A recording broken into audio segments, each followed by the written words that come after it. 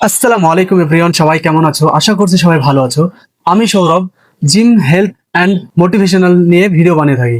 তো বন্ধুরা, তোমাদেরকে আমি বলেছিলাম আগামী দিনে যে আমি তোমাদের জন্য, যারা মোটা থেকে পাতলা হতে চায় এবং পাতলা থেকে মোটা হতে চায়, তাদের জন্য আমি gym, health and motivational diet সম্পর্কে ভিডিও বানিয়ে থাকবো।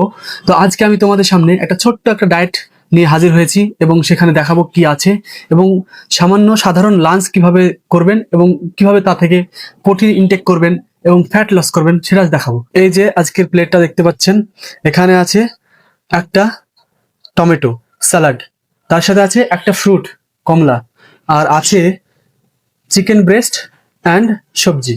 তো এটা হচ্ছে আজকে আমার লাঞ্চের খাবার। তো এখানে আপনার প্রোটিন ইনটেক 200 থেকে 300 গ্রাম ব্রেস্ট চিকেন আছে, যেখানে আমি 25 থেকে 30 গ্রাম প্রোটিন ইজিলি পেয়ে যাবো, ঠিক আছে।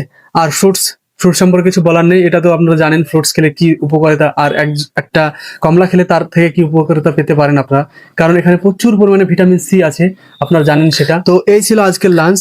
একজন মোটা ব্যক্তি যারা পাতলা হতে চায় তাদের জন্য এটা একটা বেস্ট লাঞ্চ প্লেট হতে চলেছে।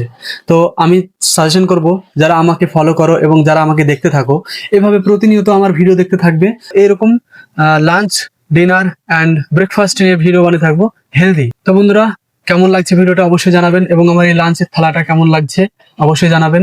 যদি ভালো লেগে থাকে অবশ্যই একটা লাইক, শেয়ার অ্যান্ড ফলো করে রাখবেন। আসসালামু আলাইকুম।